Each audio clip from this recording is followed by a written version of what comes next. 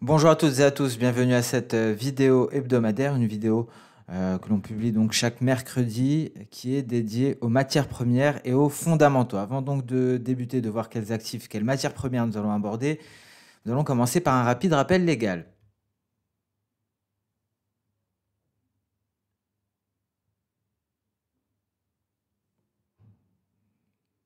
Nous allons enchaîner sur les différentes matières premières que nous allons aborder aujourd'hui. Comme d'habitude, nous allons commencer par le pétrole, pas seulement le WTI. Nous allons aborder les deux situations techniques, que ce soit pour le Brent ou le WTI. Nous allons enchaîner par la suite sur le gold pour faire un rapide résumé de ce que nous avons abordé lundi. On s'était étendu sur le métal jaune. Nous allons nous allons enchaîner par la suite avec l'or brun, le cacao, pour terminer avec le sucre. On fera un parallèle également sur très rapidement sur le soja, mais surtout sur le café. Nous allons donc commencer par un rapide état des lieux de ce marché des matières premières. L'année 2021 a été extrêmement favorable. On le voit sur cette colonne avec les progressions en annuel pour l'année 2021 des différentes matières premières, la plupart en territoire nettement positif, hormis le gold et le café qui semble d'ailleurs rattraper son retard. Et on va en parler pour terminer cette vidéo du jour. Donc une année 2021 qui sourit aux matières premières, à la plupart des matières premières. Il faut noter également que les matières premières sont en hausse par rapport aux autres classes d'actifs, en nette hausse même depuis le début de la pandémie, malgré des replis considérables suite à l'apparition du coronavirus, des replis que l'on a pu constater sur les métaux industriels, mais également sur les pétroles. Sur ce graphique, on peut constater différents marchés et ce qui en ressort, c'est ici tout d'abord cet indice des métaux industriels en nette hausse, une hausse considérable pour cette année 2021 et on remarquera également cette hausse notable pour le pétrole WTI, un pétrole WTI qui s'était nettement replié suite à l'apparition du Covid-19, suite à la baisse de la mobilité et donc à la baisse de la demande de carburant, la demande de kérosène également. Il faut savoir qu'actuellement, les pays membres de l'OPEP ont réduit considérablement leur production afin de créer un déficit sur ce marché pétrolier. Le pétrole, c'est justement donc le premier thème que l'on va aborder, la première matière première. Et concernant le pétrole, il faut savoir que la production est en train de revenir à la normale aux États-Unis. On avait eu une situation assez exceptionnelle avec une vague de froid qui avait paralysé la production pétrolière, notamment au Texas. Il faut garder à l'esprit que les données sur les stocks de pétrole risquent d'être faussées cette semaine et la semaine prochaine. On prendra d'ailleurs connaissance du prochain rapport sur les stocks hebdomadaires de pétrole brut aux États-Unis dès aujourd'hui à 16h30. À noter également que Goldman Sachs prévoit que les cours du pétrole Brent de la mer du Nord atteindront les 70 dollars le baril au second trimestre 2021 et 75 dollars au troisième trimestre 2021. Et bien entendu, c'est la baisse des stocks à moyen terme qui créera cette hausse, mais également la hausse du coût marginal de production à court terme.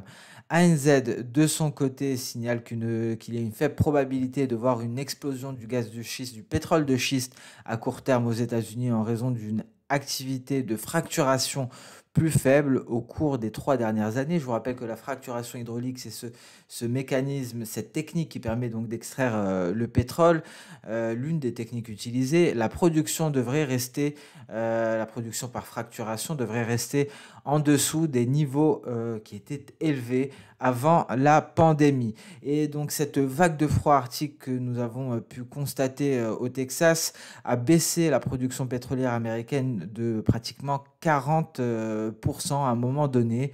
On fait face actuellement à une lente reprise et donc des cours qui devraient atteindre les 70 dollars le baril très prochainement en raison principalement du déficit qui est créé par les pays membres de l'OPEP+, sur ce marché pétrolier. Et la prochaine réunion justement ministérielle de l'OPEP+, prévue pour le 4 mars, sera un facteur déterminant à court terme. Alors 70 dollars le baril, c'est pour le Brent, bien entendu. Concernant le WTI, on peut s'attendre à un pétrole à 65 dollars le baril, correspondant au sommet de la fin du mois de janvier 2020, juste avant que la pandémie ne ravage ce secteur. À noter également cette reprise du positionnement net brut des agents non commerciaux, hein. C'est une nette reprise que l'on peut, constater actuellement. À noter que le repli, hein, fait suite à la situation exceptionnelle, lors du mois d'avril, 2020 qui avait entraîné les contrats futurs, sur les pétroles, en dessous, de 0 et on peut constater une réelle reprise actuellement, que ce soit sur les contrats à terme, donc les futurs ou les options, que ce soit sur le Brent ou le WTI, hein. Ce sont des données compilées sur les 2 pétroles et qui, donc regroupent les futurs et les options.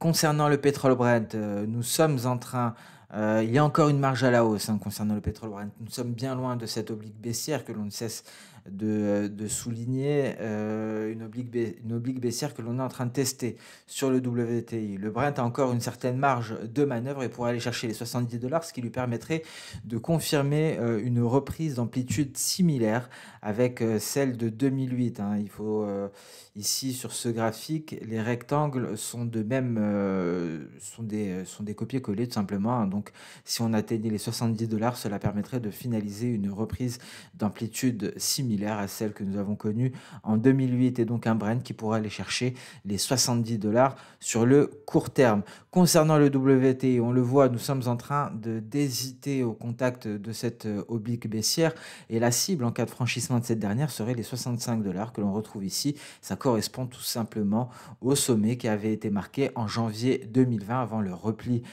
historique que nous avons connu par la suite pour aller marquer un creux à la fin du mois d'avril. Nous allons à présent nous intéresser au gold dans le sillage de ce que nous avons abordé lundi. Nous allons donc résumer la situation sur le métal jaune avec Christine Lagarde qui a déclaré que la BCE surveille les obligations à long terme, ce qui entraîne une légère baisse des rendements des obligations européennes.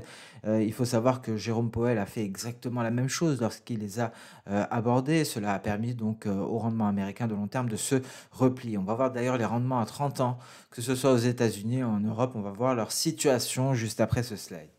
Avec des rendements un peu partout dans le monde qui augmentent dans un contexte de crainte d'un retour de l'inflation. Et l'inflation, c'était le sujet de la vidéo hebdomadaire de lundi. On avait également abordé les prix de l'immobilier aux États-Unis, des prix de l'immobilier qui sont en nette hausse d'environ 15%, et l'indice S&P Case Shiller qui indique une augmentation de 10% des prix de l'immobilier américain.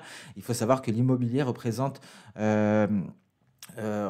une composante importante, hein, dans l'indicateur de l'inflation de base aux États-Unis. Et donc, face à cette hausse des prix de l'immobilier de 15%, on peut s'attendre, cela semble nous indiquer une reprise de l'inflation, cela semble le confirmer. Il faut savoir que l'or a une propriété de couverture contre l'inflation de long terme, mais il y a donc une autre corrélation négative avec notamment le marché obligataire qui permet donc de cerner les mouvements du métal jaune sur le court terme.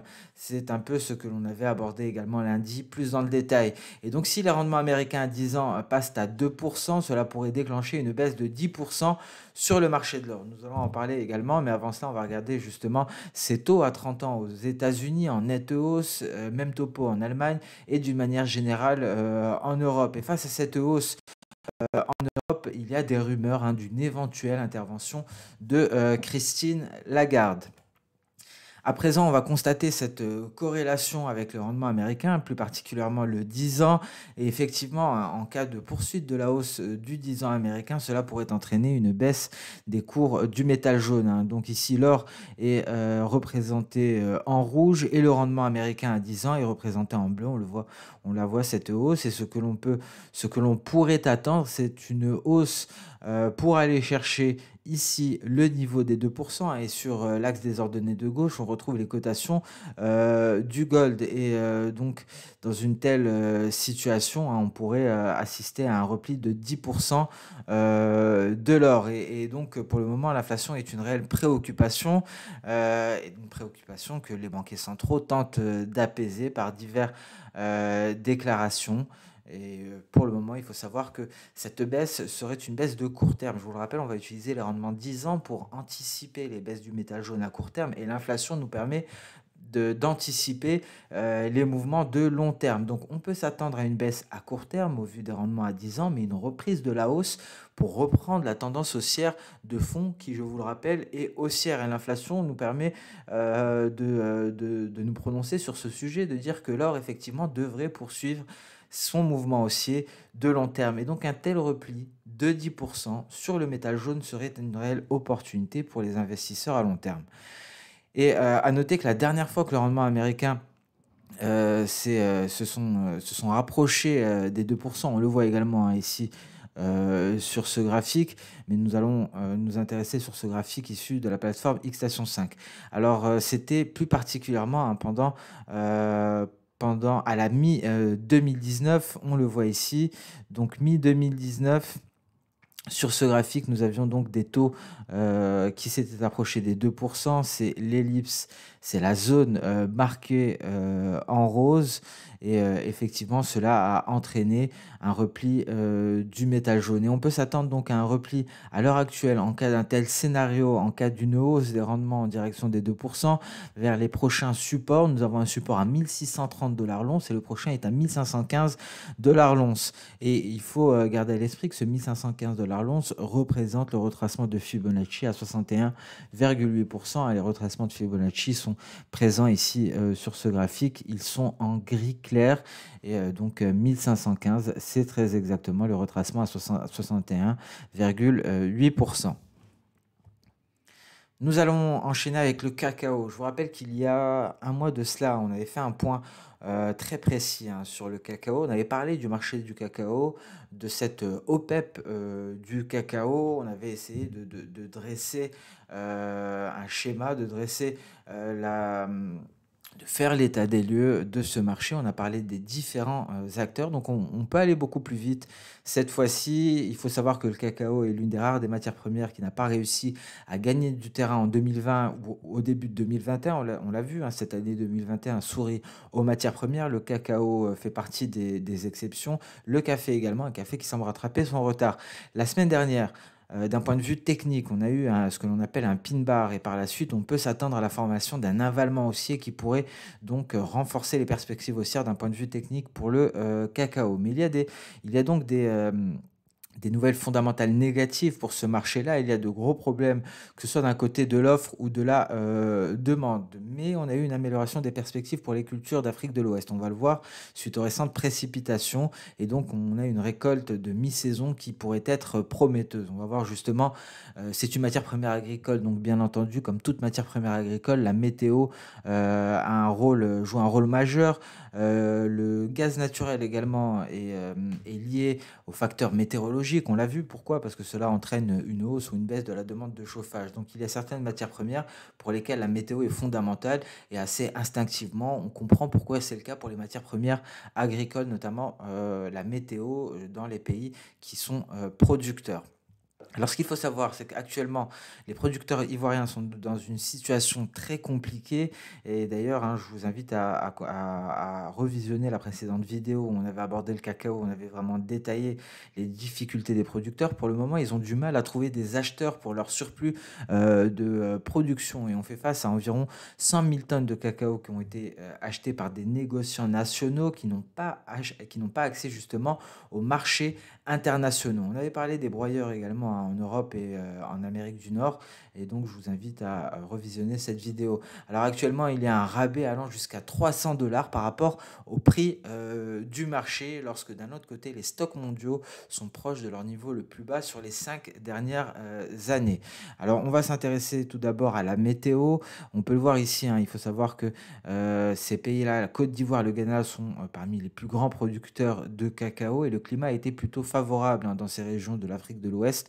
On peut le voir ici avec les précipitations qui ont été largement favorables et qui laissent penser qu'on aura des récoltes très prometteuses.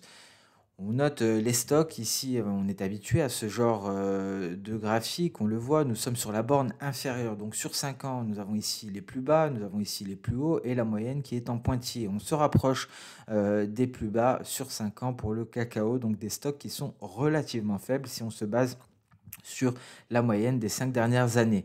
D'un point de vue graphique, d'un point de vue technique, Nous en avons parlé donc lorsqu'on a abordé les points clés. Tout d'abord, à noter que nous sommes à un niveau relativement bas. La demande continue d'être limitée par la pandémie. C'est toujours la même chose, hein, que lorsque ce facteur fondamental n'a pas changé, hein. La demande, nous en avons parlé la dernière fois, mais il y a peu de chances donc que le déclin se poursuive. On est en train de tester d'ailleurs une borne inférieure d'un canal haussier. On a un chandelier hebdomadaire qui a formé ce que l'on appelle une pin bar. On peut voir l'apparition ici d'un avalement aussi, en prenant en considération les 3 derniers chandeliers. Dans ce cas-là, la prochaine cible, hein, pour les acheteurs est à 2 620 $ la tonne.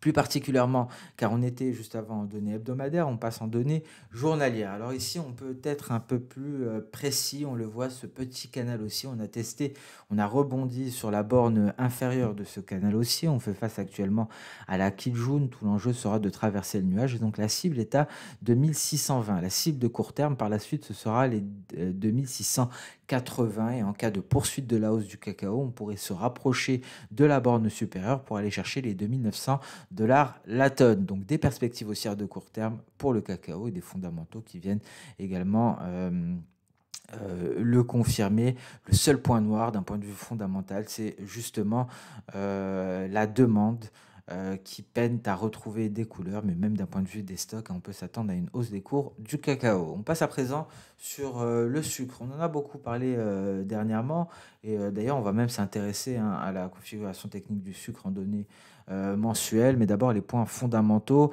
Il y a des problèmes de transport en Amérique du Sud, et c'est ce qui va nous permettre d'ailleurs de faire un parallèle entre le sucre, le café et le soja. Il faut savoir que les plus importantes exportations brésiliennes de sucre ont lieu au cours du mois de mai. Et il y a des problèmes d'expédition, hein, concernant le soja qui pourraient se prolonger au cours des mois suivants, et donc arriver jusqu'au mois de mai. Et il faut savoir que concernant le café, le soja et le sucre, on les expédie via les mêmes terminaux. À noter qu'en janvier, c'est pour cela qu'il y a un parallèle, hein, entre le café, le soja et le sucre, notamment en Amérique du Sud, hein. Ce sont les mêmes terminaux qui sont utilisés. En janvier, les exportations brésiliennes de sucre ont atteint leur niveau le plus bas depuis 2014. En février, les exportations devraient être en baisse de 50% par rapport à la normale, par rapport à ce qui est observé au cours du mois de février habituellement. Les exportateurs asiatiques, de leur côté, concernant le sucre, ont du mal à trouver des conteneurs vides pour le transport maritime, en particulier en Inde. Donc, d'une manière générale, hein, il faut noter que les problèmes d'expédition résultent principalement de problèmes logistiques, hein, plutôt que de disponibilité du sucre au Brésil ou en Inde, hein. Ce sont vraiment des problèmes logistiques ici qui sont en train d'agir sur les cours du sucre. Il faut noter qu'il y a eu également un temps sec qui a été enregistré récemment dans les plantations brésiliennes, et on attend des pluies lors des 15 prochains jours dans les ports, ce qui pourrait retarder les expéditions en mars et en mai. Et justement, hein, ce sont ces pluies attendues au Brésil lors des 15 prochains jours qui sont en train de favoriser, qui sont en train de pousser à la hausse le café. C'est un parallèle que l'on va faire à la fin. Mais avant ça, on va s'intéresser au positionnement sur le sucre. On le voit ici avec une configuration actuelle qui ressemble à celle que l'on avait connue en 2016-2017. S'en est suivi un repli considérable, et donc en cas de rebond du nombre de positions courtes, les positions courtes, on va les retrouver ici. Ici, nous avons de ce côté-là, les positions nettes, hein, des agents non commerciaux en rose avec les cours en vert. Et de ce côté-là, on va scinder les deux, hein, les longs et les courts. On va retrouver les cours, donc les positions de vente en doré. On va retrouver les positions longues en blanc. Et en cas de rebond ici des positions courtes, on refait le parallèle avec 2016-2017. Nous avions eu ce rebond, ça avait mis un terme à la tendance haussière, une tendance haussière donc qui s'était retournée, et la configuration actuelle ressemble grandement à celle que nous avions assistée en 2016-2017, pardon. Et c'est justement le graphique mensuel qui va peut-être également nous mettre la puce à l'oreille. Ça rejoint d'ailleurs un des commentaires, hein, de Simon il y a quelques jours par rapport au sucre. D'un point de vue technique, avant cela, en données, hebdomadaires, on est à un plus haut, qui date de, 2017 et donc ce sont les problèmes de logistique qui sont en train de soutenir les cours du sucre, actuellement, mais également les cours élevés du pétrole. Le pétrole, hein, est lié à plusieurs, matières premières. On avait d'ailleurs parlé du lien entre pétrole et coton la semaine dernière. D'où l'importance d'ailleurs de cette matière première du pétrole sur ce, compartiment-là. On a des problèmes donc de transport, de logistique qui pourraient perdurer jusqu'au mois de mai. À noter tout de même, hein, que la saisonnalité indique qu'il y aura un creux, de court terme qui sera atteint au début, du mois de mai. Qu'en est-il, d'un point de vue mensuel? Cette fois-ci avec, Ishimoku, on notera concernant la saisonnalité un pic de long terme atteint, au mois de février 2021. Donc on pourrait échouer dans le franchissement du nuage Ishimoku. Je vous rappelle, l'un des signaux les plus simples, concernant cet indicateur Ishimoku, c'est une sortie, un franchissement, donc une sortie du nuage par le haut, mais le process de prise de position avec Ishimoku se fait en deux temps. On attend un signal qui nous est donné par la sortie du nuage par le haut ou par le franchissement de la Kijun, mais dans notre cas, on va s'intéresser à la sortie du nuage par le haut. C'est le signal qui est en cours. Pour cela, il faut une clôture mensuelle au-dessus du nuage. Ça, c'est le premier temps concernant le signal Ishimoku. Le second temps intervient sur la lagging span, cette droite qui ressemble, on le voit ici, hein, au cours actuel. Pourquoi? Parce que ce sont les cours à la clôture que l'on va décaler dans le passé. Et c'est cette lagging span qui nous donne une validation du signal. Donc premier temps, le signal qui nous est donné ici. Second temps, c'est la validation de ce signal. Et la validation de ce signal interviendra qu'une fois que la lagging span se sera désengagée également, lorsqu'elle aura également réussi à sortir du nuage par le haut. Ce n'est qu'à ce moment-là que l'on aura une validation du signal et que l'on pourra espérer une hausse en direction de ces précédents sommets qui datent de 2015-2016. Donc prudence sur le sucre, mais également ce sont les positions nettes qui viennent nous mettre également la puce à l'oreille et cette configuration mensuelle pousse à la prudence également. On pourrait avoir une clôture en dessous de la SSB, donc qui ne permet pas de nous donner un signal Ishimoku, donc une clôture dans le nuage et il pourrait y avoir par la suite d'éventuelles baisses. En tout cas, la saisonnalité indique un repli qui pourrait se prolonger jusqu'à mai avant une éventuelle hausse.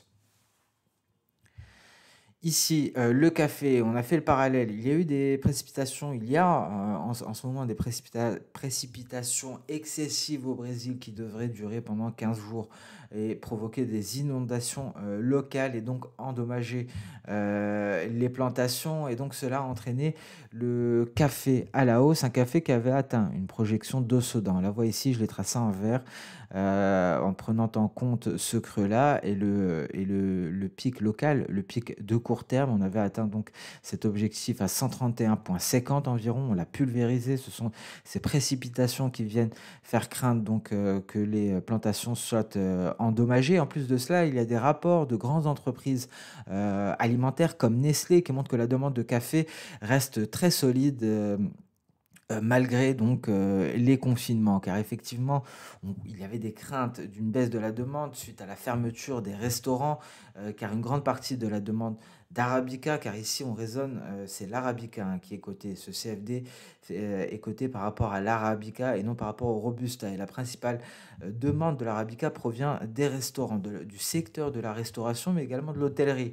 Et il y avait des craintes concernant la demande. Il y a des rapports de grandes entreprises alimentaires, on garde en tête celui de Nestlé qui montre que la demande reste robuste malgré les différentes mesures de confinement. Donc un café hein, à l'heure actuelle, suite notamment au temps, à la météo au Brésil qui se dirige vers les 140,90. C'est un précédent sommet que l'on retrouve à ce niveau. On s'est affranchi de la précédente résistance qui était ici et donc direction les 140,90. Et c'est sur ce que nous allons mettre un terme à cette vidéo hebdomadaire sur les matières premières et les fondamentaux. On en a vu un peu plus que 4 car on a fait un petit parallèle à la fin sur plusieurs matières premières agricoles qui sont liées entre elles de par les expéditions qui se font par les mêmes terminaux, mais également de par leur forte production au Brésil. Et donc il y a bien entendu des facteurs météorologiques qui touchent plusieurs matières premières agricoles que nous avons abordées.